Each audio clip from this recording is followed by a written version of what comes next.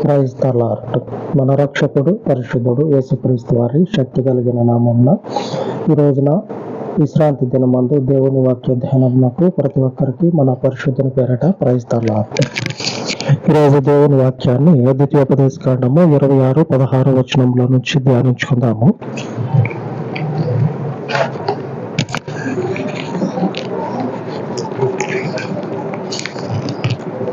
ఈ కట్టడాలను విధులను గైకొనుమని నీ దేవుడైన యెహోవా నీకు ఆజ్ఞాపించి ఉన్నాడు గనుక నీవు నీ పూర్ణ హృదయంతోనూ నీ పూర్ణ ఆత్మతోనూ వాటిని అనుసరించి నడుచుకొనవలెను. దేవుని లేఖనాలన్నిటిలో కూడా ఆయన కోరుకునేది ఏంటంటే దేవుని మాటను వినటమే. చెప్పేది ఏంటంటే దేవుడు కోరుకున్నట్లుగా దేవుని వాక్యాన్ని విననటువంటి వాళ్ళే క్రైస్తవ్యంలో ఉంటారు. అది కాకుండా ఏదైతే క్రైస్తవ్యం చెయ్యొద్దు అని అంటదో దానిని చేస్తూ ఉంటారు. అందుకే ఈ దేవుని ఉగ్రత, ఇందుని గురించి దేవుని శాపాలు మన మీదకి వచ్చి పడతా ఉంటాయి. ఆయన వద్దు అన్నదాన్ని ముందు పెట్టుకొని దానినే పరమావధిగా భావించి దానితోటే ఉండటం వల్ల శాపాలని, జీవితానికి కావలసినటువంటి కీడుని ఏం చేస్తారంటే కొని తెచ్చుకుంటా ఉంటారు.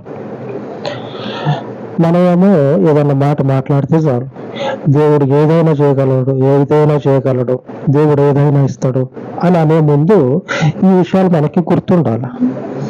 ప్రతి మాట కూడా లేఖనంలో దేవుడు కోరుకుంటా ఉన్నది ఏంటంటే ఈ మాటకి అనుకూలంగా మీరు మారాలి, మీరు జీవించాలి.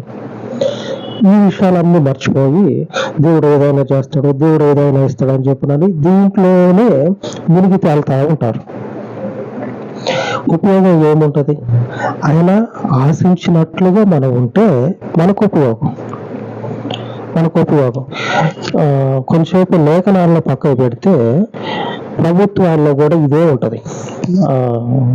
మనకున్నటువంటి తెలుగు రాష్ట్రాలు కావచ్చు, లేకపోతే మన దేశం కావచ్చు, లేకుంటే పక్క దేశం కావచ్చు, ఆ దేశాలలో రాయబడినటువంటి చట్టాలకి అనుకూలంగా ఉంటేనే ఆ దేశంలో ఉన్న మనుషులకి మనుగడ అనేది ఉంటుంది. ఆ దేశ చట్టాలకి వ్యతిరేకంగా ఉంటే మనుషుల మధ్యలో ఉండకుండా తీసుకుపోయి ఏం చేస్తారంటే బంధిస్తూ ఉంటారు. మనం చూస్తున్నటువంటి ఈ ప్రభుత్వాలలోనే ఇంతటి ఇంతటి విధులు అనేవి మనుషులకి ఏర్పాటు చేసి పెట్టారు. ఇలాగనే ఉండాల, పశువులాగా ప్రవర్తించొద్దు, జంతువులాగా ఉండొద్దు, ఇలాగనే ఉండాలని చెప్పనని ఆయా దేశాలలో ఇటువంటి కట్టడాలు, శాసనాలు అనేవి ఉంటాయి. వాటిని బట్టి ప్రభుత్వాలు అనేవి నడుస్తూ ఉంటాయి. బైబిల్లో ఉన్నట్లుగా కొత్తగా మనం చదువుకునేది ఏమీ లేదు, కొత్తగా మనం చెప్పుకునేది అంతకన్నా లేదు. బైబిల్లో ఉన్నది మనకున్నటువంటి ఈ ప్రభుత్వాల్లో ఉన్నది. ఈ ప్రభుత్వాల్లో ఉన్నట్లుగా మనము ఈ ప్రభుత్వం ఏదైతే చెప్పిందో అట్లాగే మనం చేయలేదు అనుకోండి, తీసుకుని బంధిస్తారు. దానికి తగ్గట్టుగా శిక్షలు ఉంటాయి. మరి దేవుడు ఏర్పాటు చేసినటువంటి కట్టడాలకి, విధులకి లోబడకుండా స్వేచ్ఛగా అంటే హద్దు లేకుండా బతుకుతా ఉంటే దేవుడు అంతటి శిక్ష వేయాలి.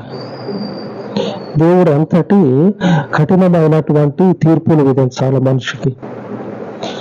ఆ శాపాలు అనేవి కొని తెచ్చుకోవద్దని లేఖనాలు సెలవిస్తా ప్రకటన గ్రంథంలో కూడా ఇదే మాట ఉంది. ఏమంటే నువ్వు ఉంటావా అట్లాగుండు, లేకపోతే ఇట్లాగుండు, రెండింటి మధ్యలో అటు ఇటు కాకుండా మాత్రం ఉండొద్దు. రెండు ఆలోచనలు కలిగి అసలే ఉండొద్దు దేవుళ్ళు. ఎందుకంటే ఉగ్రతకి గురవుతారు. వెచ్చగా అయినా ఉండాలా, లేకపోతే చల్లగా అయినా ఉండాలి. అటు ఇటు కాకుండా నేను కొంచెం చల్లగా కొంచెం వెచ్చగా ఉంటా అని చెప్పి అన్నది అనుకోండి, ఆ జీవితానికి ఏమవుతుందంటే దేవుని శాపం అనేది వచ్చి పడుతుంది. ఆయన కోరుకోనటువంటి జీవితం అది. మనకి ఇవ్వబడినటువంటి కట్టడలు, శాసనాలు అన్నీ కూడా మీరు ఇలాగనే ఉండాలి. ఇలాగ తప్పించి వేరేలాగా ఉంటానంటే నేను ఒప్పుకోను అని దేవుని యొక్క శాసనం అనేది సెలవిస్తూ ఉంది. మన కళ్ళ ముందు ఉన్నటువంటి అధికారులు కూడా, ప్రభుత్వాలు కూడా ఇదే కట్టడం నియమించింది. కొత్తగా మనం చెప్పుకునేది ఏమీ లేదు. ఆమేన్. దేవునికి అనుకూలంగా ఉన్నారా? ఆయన యొక్క ఇందాక మనం చెప్పుకున్నాం కదా, మునిగి తేలుతా ఉంటామని. దేవుడు ఏదైనా చేయగలడని. ఏదైనా చేయగలడు. ఎప్పుడు చేయగలడంటే ఆయన ఇచ్చినటువంటి శాసనానికి అనుకూలంగా ఉన్నప్పుడు. ఆయన ప్రజల ముందు ఏ శాసనం కూడా నిలబడకుండా చేస్తాడు. లోకంలో ఏర్పాటైనవి ఏవైతే ఉంటాయో వాటిని ఏం చేస్తాడంటే దేవుడు ఆయన శాసనాలకి మనము లోబడి ఉంటే మనకు ఎదురయ్యేటువంటి లోకపు ఏ శాసనాన్ని కూడా ఆయన నిలబడకుండా చేస్తాడు. అంతటి సామర్థ్యం కలిగిన దేవుడు. కాబట్టి ఆయన మన నుంచి కోరుకునేది ఏముంది? ద్వితీయోపదేశకాండంలో చెప్పబడినట్లు లేఖనాలకి అనుకూలంగా జీవించండి. పెద్ద పని కూడా కాదు. హృదయాన్ని తిప్పుకోవటం ఇట్లా అంతే. ఏదన్నా పల్లెటూర్లలో దండలు కానీ లేకపోతే ఏదన్నా మెట్టు కానీ జరపాలంటే ఒక 10 మందిని జమ చేయాలి. గుంపు కూర్చాలి. 10 మంది మనుషులు కావాలి. ఆ 10 మంది కోసం పలానా ఒక టయాన్ని ఫిక్స్ చేసుకుంటారు. ఇప్పుడు మనుషులు లేరు కదా తర్వాత. అట్లాగే చేసుకోవాల్సినటువంటి పనే లేదు. ఆయన కోరుకునేది ఏంటంటే మన హృదయాన్ని ఇట్లాగే తిప్పటమే. ఆయన వైపుగా తిప్పటం అంతే. ఎక్కడికో పోయి ఏదో చేయాల్సినటువంటి పని లేదు. ఇక్కడ ఉన్నటువంటి బండరాయి తీసుకుపోయి ఆడబెట్టాల్సినటువంటి పని అంతకన్నా లేదు. మనస్సును ఏం చేయాలంటే, మన ప్రవర్తన ఏం చేయాలంటే శాసనాలకు అనుకూలంగా తిప్పాలి. భయంకరమైనటువంటి పనులన్నీ కూడా దేవుని నమ్ముకున్న వాళ్ళే చేస్తారు. ఆయన వద్దు అన్న దాన్ని ముందు పెట్టుకొని కూర్చొని ఆయన ఉగ్రతకి గురవుతా ఉంటారు. ఆ శాపాలన్నీ కూడా కొని తెచ్చుకొని జీవితాన్ని ఏం చేసుకుంటా ఉంటారంటే కూడనటువంటి దేవుని ఉగ్రతకి గురి చేసుకుంటా ఉంటారు. ఆయన నియమించినటువంటి శాపాలకి గురవుతా ఉంటారు. అటువంటి పనులు అనేవి ఏ మాత్రం కూడా జీవితంలో ఉంటే తీసివేసుకుంటే ఈ గడియ నుంచి దీవెనకరంగా మారుతాయి. ఆయన కోరుకునేది అదే కదా. శాసనం ప్రకారంగా జీవించమని చెప్పిండు. జీవించలేదనుకోండి, ఇప్పటి నుంచి అయినా సరే శాసనం ప్రకారంగా జీవిస్తే ఆయన నెమ్మది అనేది మన కళ్ళ ముందు ఉంటుంది. ద్వితీయోపదేశకాండంలో మరొకసారి చదువుకుంటే 26-16 వచనం, ఈ కట్టడలను విధులను గైకొనుమని నీ దేవుడైన యెహోవా నీకు ఆజ్ఞాపించున్నాడు గనుక నీవు నీ పూర్ణ హృదయముతోను నీ పూర్ణ ఆత్మతోను వాటిని అనుసరించి నడుచుకొనవలెను.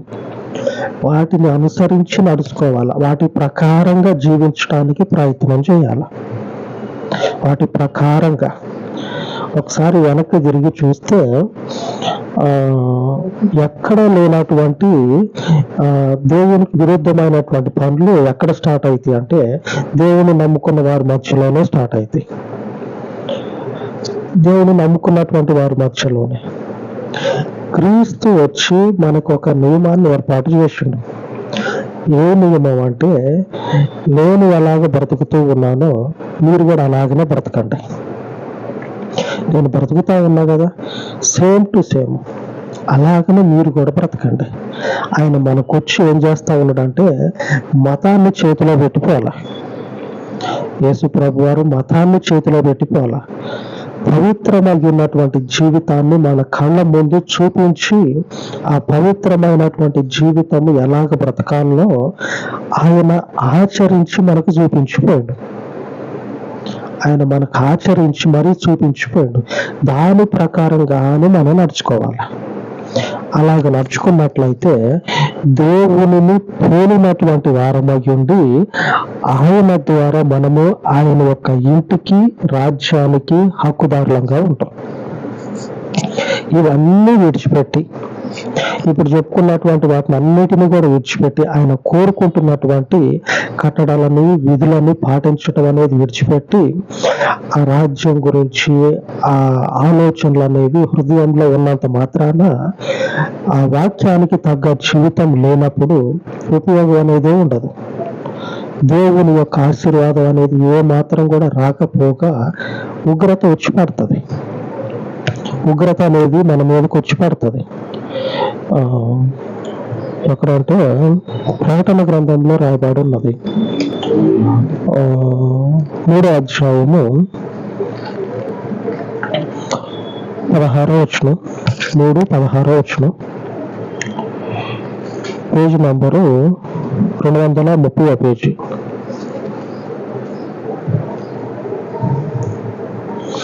నీవు వెచ్చగానైనను చల్లగానైనను ఉండక నిలువెచ్చనగా ఉన్నావు గనుక నేను నిన్ను నా నోట నుండి ఉమ్మివేయ నిర్దేశించుచున్నాను.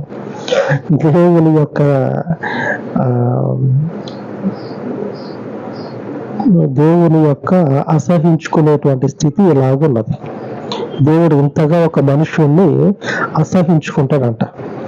ఉమ్మి వేసి, ఒక మనుషుని మీద ఉమ్మి వేసి అటు ఇటు కాకుండా నడి మధ్యలో ఉంటారు చూడండి. అంటే దేవుని ఆజ్ఞల ప్రకారంగా బతకటం కొరకే ఉండాల.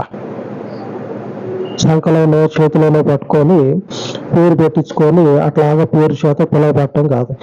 ఆ గ్రంథంలో రాయబడినటువంటి వాక్యం ఏదైతే ఉందో దానికి అంటు కట్టబడి బ్రతకాల. లేకపోతే అసలు అటువైపే రావద్దు. ఇట్లాగా విడిచిపెట్టి అటు ఇటు కాకుండా 2 ఆలోచనలతోటి నిలువెచ్చగా ఉండేటువంటి ఆ జీవితాన్ని ఆయన ఏం చేస్తా ఉన్నాడు అంటే ఆ మనుషుణ్ణి ఉమ్మి వేస్తా ఉన్నాడు. దేవుడు ఆ మనుషు మీద ఉమ్మి వేస్తా ఉన్నాడు. ఎందుకు ఈ జీవితం నీకు ఉపయోగం లేనటువంటి జీవితము, అటు దేవునికి ఉపయోగం ఉండదు, ఇటు నీకు ఉండకపోగా శాపం తెచ్చుకుంటాం. జీవితానికి తీరనటువంటి నష్టాన్ని కలుగు చేసుకుంటాం.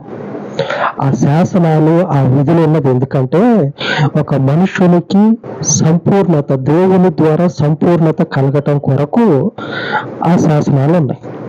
మనం కూడా ఏర్పాటు చేసుకుంటా ఉన్నాం.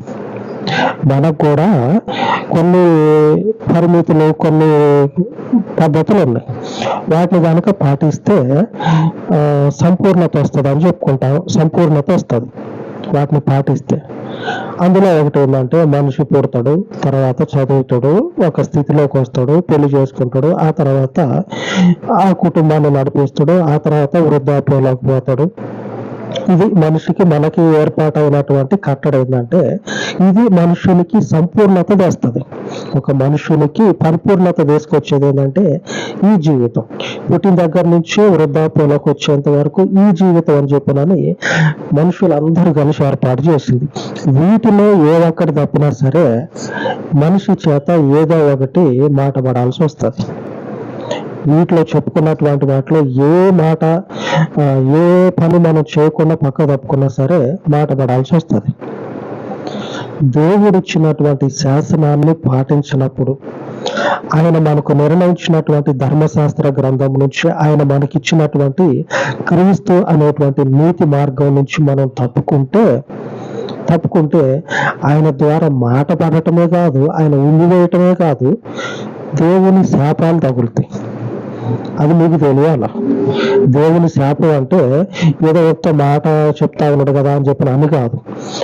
ఆ జీవితంలో లేని స్థితి, ఆ జీవితంలో నువ్వు 2 చేతులతో ఎంత కష్టం చేయి, అది మన జీవితానికి సమృద్ధిని తెచ్చిపెట్టదు. నేను ఒక పక్క దేవుళ్ళలోనే ఉన్నా, ఒక పక్క ఏమో కష్టం చేస్తా ఉన్నా, కానీ ఎంత చేసినా సరే ఆ కష్టం అనేది నేలపాలవుతా ఉన్నది. నోటి దాకా రావట్లా అని చెప్పిన అనేటువంటి మాటలు ఇట్లాగనే వినపడతా ఉంటాయి. ఎందుకు వినపడతాయి అంటే ఆయన యొక్క మార్గాన్ని అనుసరించకుండా ఆయన ఇచ్చినటువంటి కట్టడలని విస్మరించేటువంటి వారికి తగినటువంటి శాపాలు ఇవన్నీ. వాళ్ళకి సరిపోయినటువంటిదే. దేవుడు కూడా చెప్పి వదిలిపెట్టడు. ఇప్పుడు నేనున్నా ఇప్పుడు దేవుడు నాకు ఒక పని అప్పచెప్పిండు. సరే అప్పచెప్పిండు కదా అని చెప్పినని ఆ పనిని నేను చేస్తూ ఉంటే, నిజాయితీగా చేస్తూ ఉంటే దానికి తగ్గట్లుగా ఆయన చేతి కార్యాలు కనపడతాయి. అలా కాకుండా ఆ చెప్పినటువంటి మాటకి తగ్గట్లుగా అదిగో ఇదిగో అని చెప్పి ఆ మాటకి తగ్గ జీవితం లేదనుకోండి, జీవితం అనేది ఎంత ముందుకు తీసుకోవాలని చూసినా సరే అది అంతకంతకు వెనక్కి అయితేనే ఉంటుంది. అది అంతకంతకు వెనక్కి పోతూనే ఉంటుంది. ఏ ఉపయోగం ఉండదు ఆ జీవితం వల్ల. ఆయన ఉన్నటువంటి జీవితానికి ఆయన యొక్క నీతి అనేది ఉంటే ఏం జరుగుతుందంటే దేవుని యొక్క సమృద్ధి ఉంటుంది. యేసు ప్రభు వారు వచ్చి మనకి వివేకాన్ని ఇచ్చింది. ఎందుకంటే ఈ పరిస్థితుల్లో మనం ఉన్నప్పుడు ఆయన చూపినటువంటి ఆ మార్గాన్ని కొనటం కొరకే ఆయన మన కళ్ళ ముందు ఉన్నది. ఎందుకంటే ఆయనను పోలి నడుచుకోవటం కోసం. యోహాను సువార్త, మొదటి యోహాను సువార్తలో ఈ విషయమే స్పష్టమవుతా ఉంది. తర్వాతనే ఉంటుంది కనుక మొదటి యోహాను లాస్ట్ 5వ అధ్యాయము 20వ వచనం. మొదటి యోహాను 5వ అధ్యాయం 20వ వచనం, లాస్ట్ అధ్యాయం 20వ వచనం.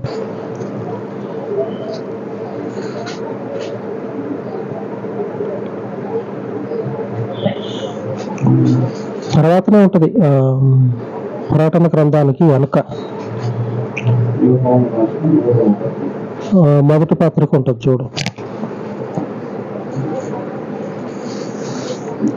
2వ పత్రిక ముందు 5వ అధ్యాయం చివరి అధ్యాయంలో 20వ వచనం.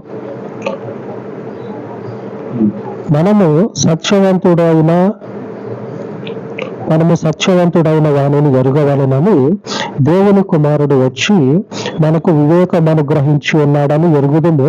మనము దేవుని కుమారుడైన యేసుక్రీస్తు నందున్న వారమై సత్యవంతులు అందున్నాము. ఆయన నిజమైన దేవుడును నిత్య జీవమునై ఉన్నాడు.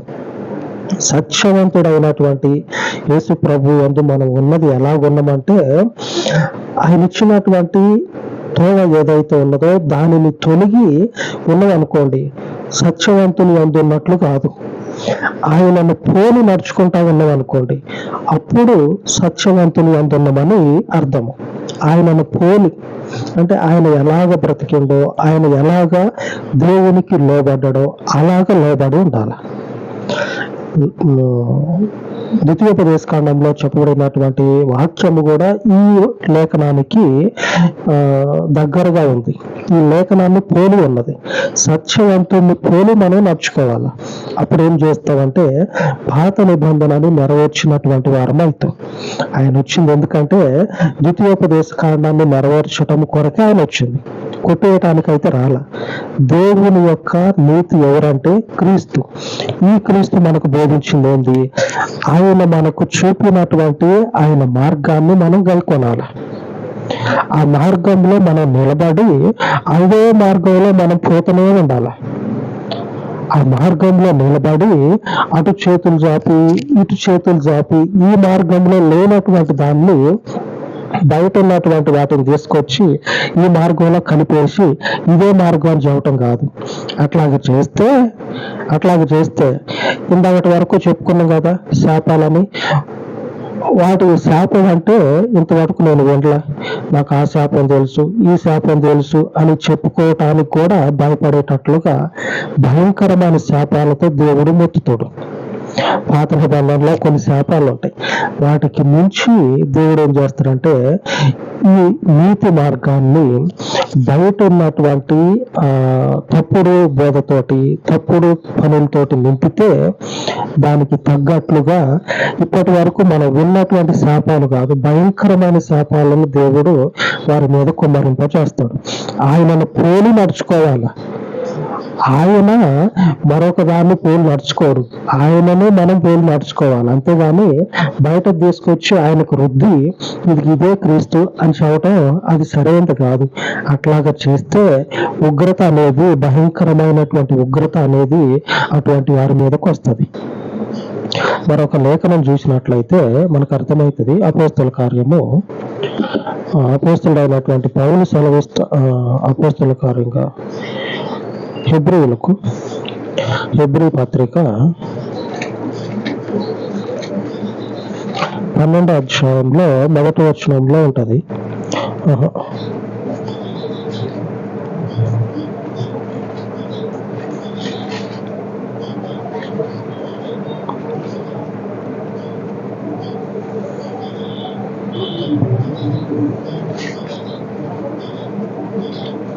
పన్నెండవ అధ్యాయంలో 2వ వచనంలో రాయబడి ఉన్నది. మనలను 1వ వచనం నుంచి చూద్దాం.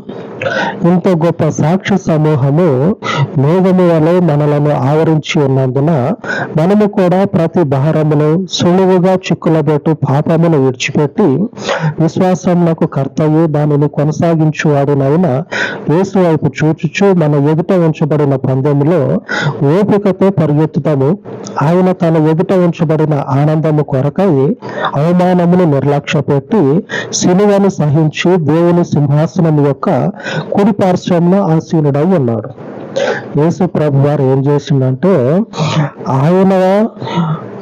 యేసు ప్రభు వారు మన ముందు ఉంచినటువంటి ఆయన మార్గాన్ని ఓపికతో ఎలాగైతే యేసు ప్రభు వారు కొనసాగించారో సిలువను ఎత్తుకొని, అలాగనే యేసు ప్రభు వారు మన ముందు ఉంచినటువంటి ఆయన యొక్క భారాన్ని ఓపికతో కొనసాగించాలి.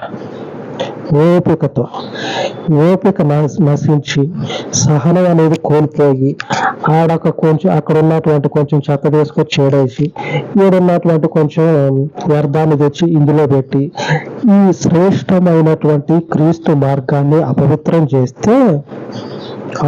చేస్తే పవిత్రమైనటువంటి దేవుని మందిరంలోనికి అడుగుపెట్టినటువంటి అతి పరిశుద్ధమైన స్థలంలోనికి అడుగుపెట్టినటువంటి దేవుని యాజకుడు కూడా చనిపోయి బయటకు వచ్చేటువంటి దేవుడు మన దేవుడు.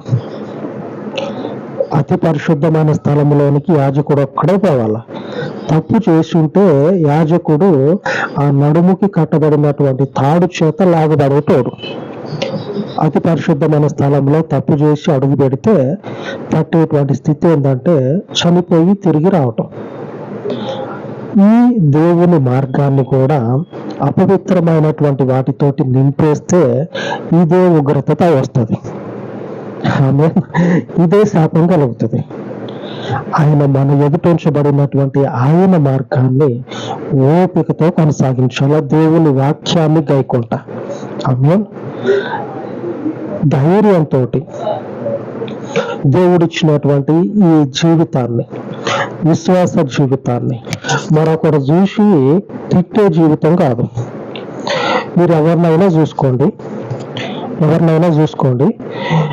అవమానాలు పొందేటువంటి అన్యులు కావచ్చు, దూషించబడేటువంటి అన్ని జనాంగం కావచ్చు, వారి మీద ఎన్ని తప్పులున్నా సరే ధైర్యంగా తలెత్తుకొని తిరుగుతారు. ఏదో అవార్డు తీసుకోవటానికి పోతున్నట్లు సేవ చేసి అనేకులను కాపాడి ఏదో అవార్డు తీసుకోవటానికి పోయేటప్పుడు ఎంత టీవీగా ధైర్యంగా పోతారు, అంత తలెత్తుకొని తిరుగుతూ ఉంటారు. చూడండి, అన్ని తప్పులు చేసినా వాళ్ళకి మించి మనకి ఇవ్వబడినటువంటి ఈ మార్గము ఇంకా ధైర్యంగా తలెత్తుకొని తిరిగేటువంటి మార్గం, ఆయన ముందు నిలబడేటువంటి మార్గం. అధికారుల ముందు కాదు, రాజుల ముందు కాదు, దేవుని ముందే నిలబడేటువంటి మార్గం ఈ మార్గం. ఈ లేఖనాలని ధైర్యంగా దేవుని యొక్క వాక్యాన్ని నిజాయితీగా గైకొంటే గొప్ప స్థితిని కలుగజేస్తాడు. ఆమేన్. దేవునికి మహిమ కలుగును గాక. గొప్ప స్థితిని ఆయన ఇస్తాడు. ఆయన శ్రేష్టమైనటువంటి వాక్యానికి తగ్గట్లుగా మనం నడుచుకుంటే అలాగా దేవుడు మనల్ని దీవించును గాక. ఆమేన్.